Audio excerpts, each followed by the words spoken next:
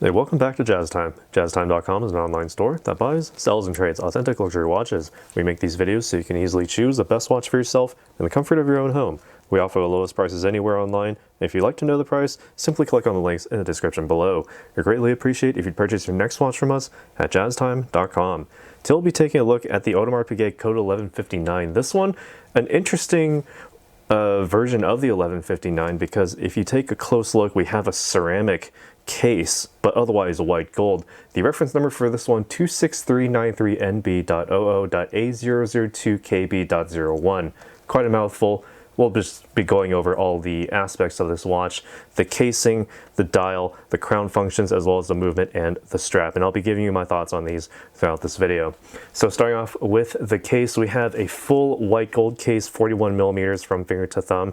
That's the 2 to 8 o'clock position or the 10 to 4 o'clock position. Now, I actually lied when I said full white gold case, because that's actually just the bezel, the case back, and the lugs, not so much the casing itself on the inside. The casing itself on the inside is actually a black ceramic, which actually does cut down not just on the cost, but more importantly the weight. Because here, if you take a look at this watch, it's sort of like the Cellini of the Rolex. Rolex has their Cellini, Audemars Piguet have their Code 1159, but this one is much more than just what a Cellini would be to Rolex. The 1159 does have a dressy appearance, but it does maintain its sort of legacy with that rounded octagonal look with the casing on the inside. A little bit subtle, only really visible to the wearer and really known to the wearer, of course, but when you're the one wearing the watch, you're the one who knows about it the most, right? So when you take a look there, there's your little indicator that this is certainly still the Audemars Piguet that you have come to know and love, but also it retains a little bit of that tradition, notwithstanding also the modern aspects of this watch. It does have that sort of convex shaped sapphire crystal on the front. They call it glass, but it is a sapphire crystal with let me see what they say. The manufacturer has created a contemporary double curved sapphire crystal whose tense arched profile plays with depth, perspective, and light for a unique optic experience. While its internal surface is shaped like a dome, it is vertically curved from 6 to 12 o'clock. So as you can see, the way that it curves physically is a bit different, and therefore creates a very interesting optic experience, something that you don't see very frequently in pictures or other videos, but that's why I'm here to show you this this watch in particular. And you also have, by the way, when I was mentioning sort of the modern aspects, if you wanted a modern watch, sort of a bit sportier, this would be it, while also retaining the dressy appeal and nature of it, because not only do you have that with the overall casing and the way that it presents itself, but the strap itself also does have a bit of that sporty nature, because not only do you have a textile top, but you also have a rubberized bottom. I'll be going over that shortly, but again, taking a look here at the dial, we also have what they call a smoked gray dial with vertical satin finish base with white gold applied hour markers and hands with a black inner bezel. Quite a mouthful, so we'll be deconstructing that in a second here. So taking a look at the bezel itself first, moving our way from outside in, you do have the tachometer, the tachymetric scale there, basically so you can measure your units per hour, or basically speed between two markers, for example, assuming that you're maintaining constant speed.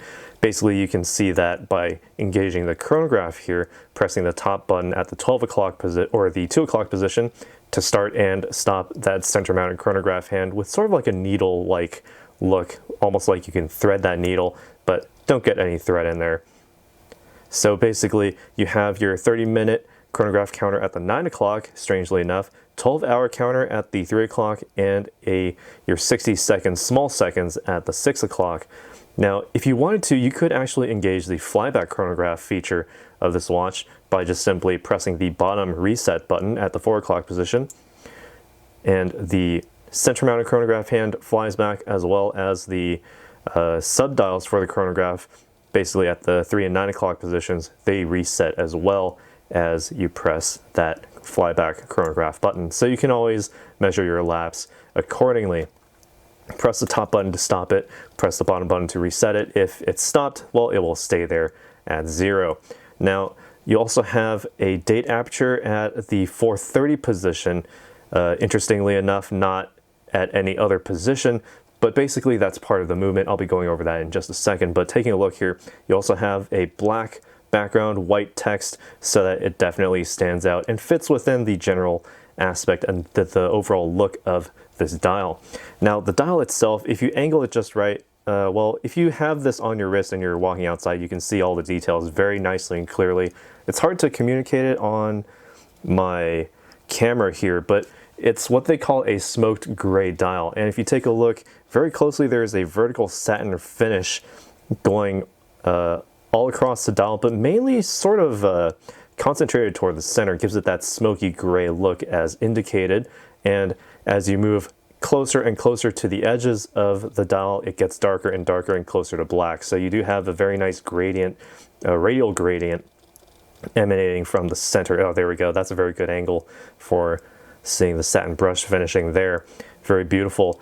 The 12 is the only Arabic numeral on this dial itself, just for measuring the time itself. 12-hour dial, of course, nothing too new there, but you get what you pay for here. Now, also, basically, looking at the crown functions, at the base position, this allows you to wind the watch. So you don't need to unscrew the crown at all.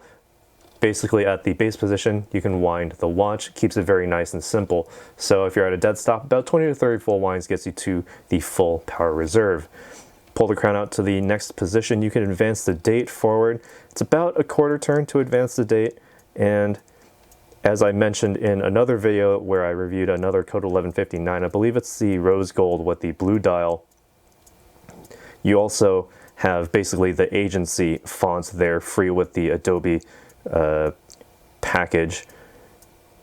So quite a recognizable font. Not that that's a bad thing, but I think it's quite hilarious and a little humorous. But anyway, pull the crown out to the final position.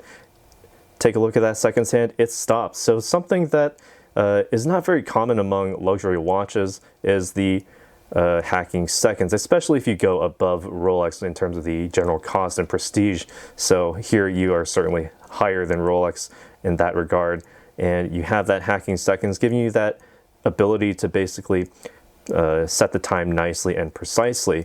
Press the crown back in to start up that seconds hand once more, and you're good to go. Now, what makes all this work on the inside? Let me pull up my notes here. It's the caliber 4401 made in-house by Audemars Piguet.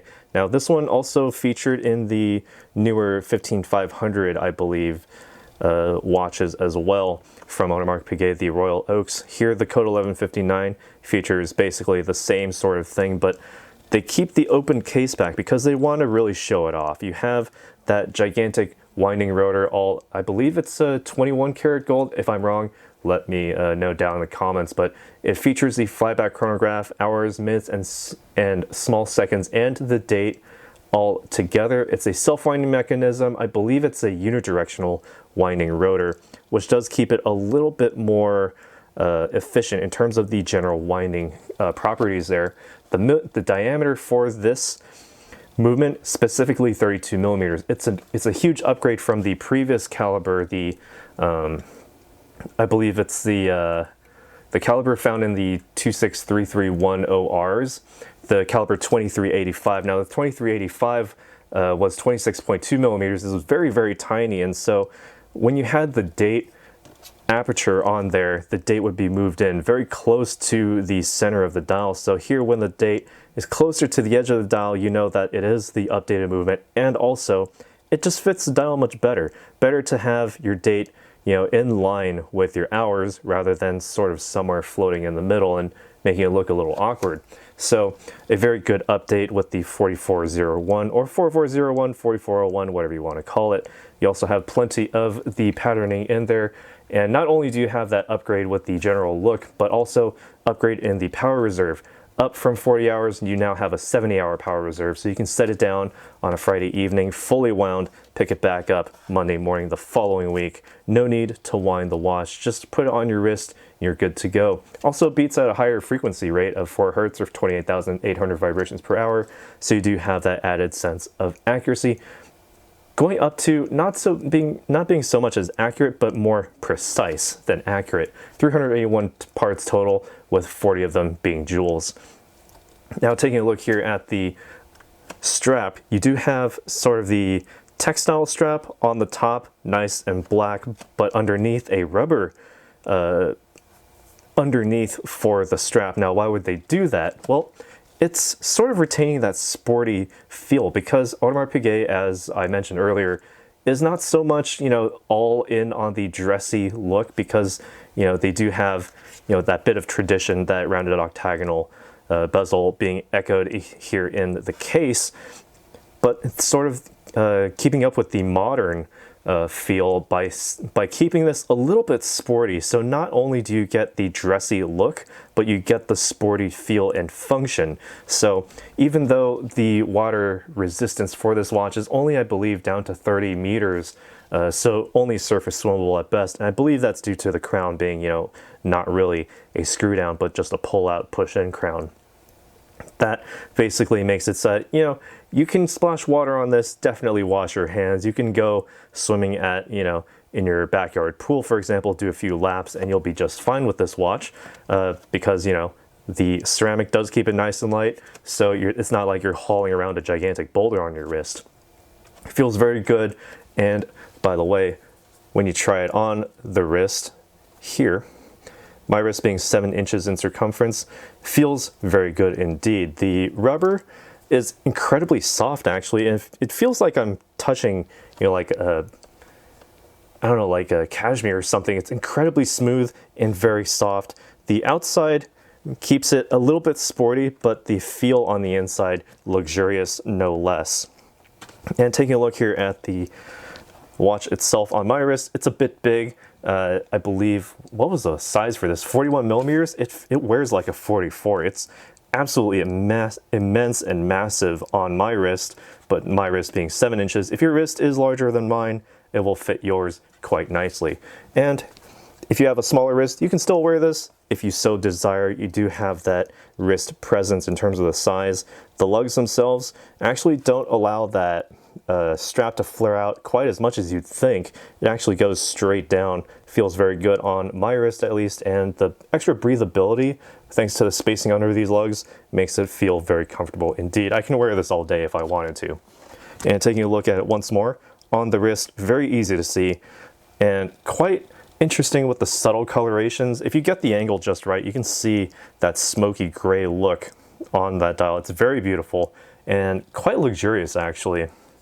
Gives it sort of like an industrial feel, very, very modern in its presentation, but also, again, not sacrificing the overall tradition. And one more thing here, taking a look here at the pin buckle, it's also white gold, so careful with that. It does have that satin brush finishing, sort of echoing from the casing there, but they do round off the edges a bit so that, as found with the newer AP models, especially the, I believe it's a 38 millimeter Royal Oak. It's a rounded edge here on the buckle, and I believe that is so that it's not quite so much as a weapon, it's more a buckle than a weapon, because if you get like the older 15400 Royal Oaks, they're nice and sharp. They would actually cut your leg if you're not careful, but here, no chance of that happening. Nice satin brush finishing again, and that slight beveled edge does give it a nice high polish from AP with their letterform logo directly on the center there. And again, let me go over the finish for this casing here. All satin brush finishing with a very nice high polish on that very, very edge of that bevel there. Very, very precise and very beautiful with the way that it's presented. It has a very distinct look to it, and with the bezel itself being a high polish, gives it a very nice glowing look to that dial. Overall, a very, very beautiful presentation from Audemars Piguet, but enough of what I think. What do you guys think about this watch? Let us know down in the comments below what you think about this AP code 1159 from Audemars Piguet, of course. The reference number again, 26393NB.OO.A002KB.01. One of two models that features the ceramic casing, the other one being the rose gold version of this watch. All the other watches in the code 1159 model line are basically just solid white gold or rose gold.